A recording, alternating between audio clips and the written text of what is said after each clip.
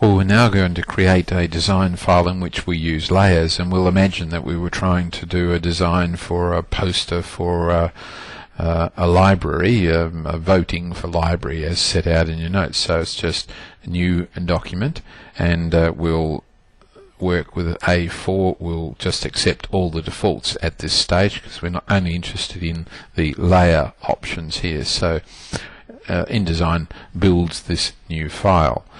The first thing I'd like you to do is to activate the layers palette.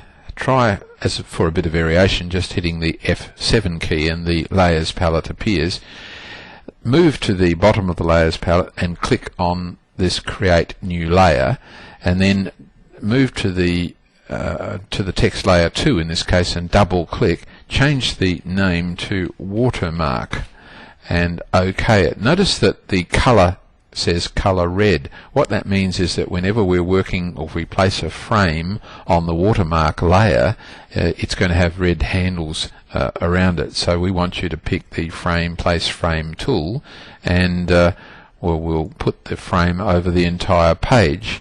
So notice the red handles around that frame and the red crisscross lines going through. You could click on layer 1 and drop it into the rubbish bin, which gets rid of that layer. So our design file at the moment only has the single layer in it.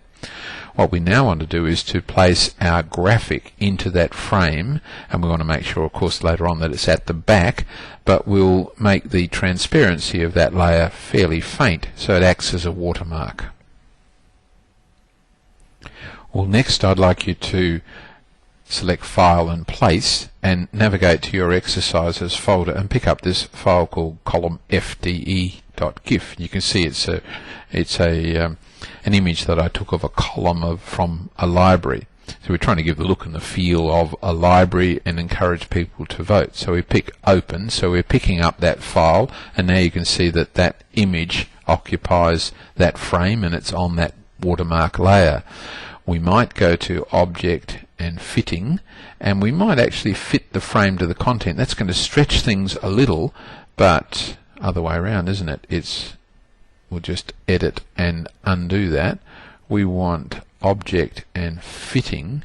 We want to fit the content to the frame, and we've got a little some distortion of that image, but I think it will work very well for the purposes for this purpose, where we're interested now in creating a new layer now on top of that one, on which we'll have some text.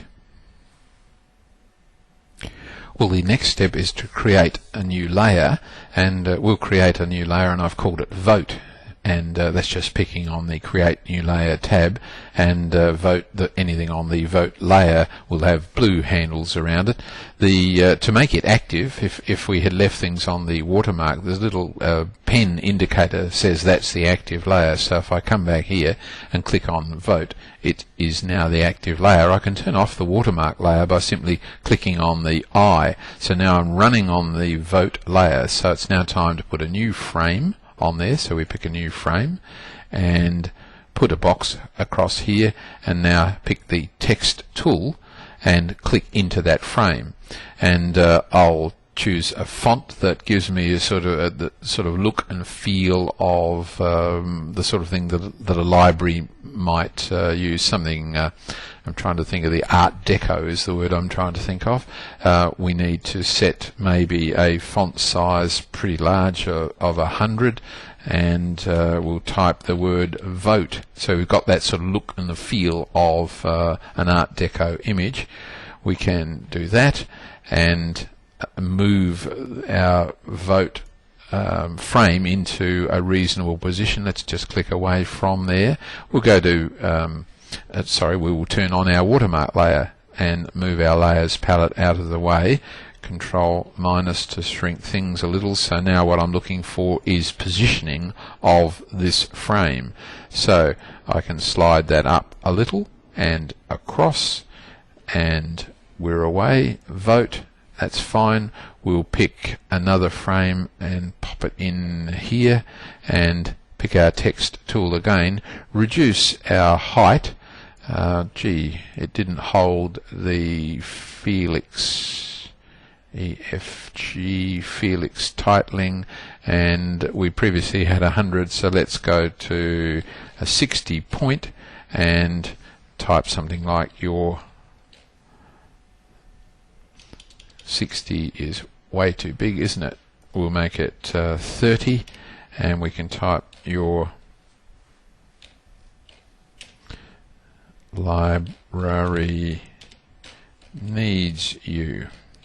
So it's a little catchphrase there. We're building up our poster. Let's pick here. Let's stretch that frame out so we can get it all in one line. Do that. Always click in here and magnify things when you're trying to do this sort of adjustment. Pick our tool here and bring that into the edge there, and things are looking pretty good. We might click back here and move that across. So our text is all on a layer called Vote. If we click back to the watermark layer and turn Vote off, that disappears. Bring it back on, do a view, and we want to hide the frame edges. Control minus to go out, and there's our poster looking pretty good. We can be reasonably confident that it's going to print quite nicely. It's got a fairly large margin here. You might like to change or make the margins of the file 0, but I'm sure you get the idea. I think your notes then suggest bringing in other little logos and things to dress this up. But can you see we are working with layers? There is a trap for young players, and that is that if you get hold of the Vote layer and drag it underneath the watermark layer, it's now in the stack behind the watermark layer, so you can't see it. And it took me a long time to realize that you control the order of stacking in an InDesign document simply by moving one on top of the other, and then things appear. So those of you who are distance students, we would like you to develop this up even further and then email us a copy of your design. You might be able to scan through your collection of fonts and find a better font than the one we've done here.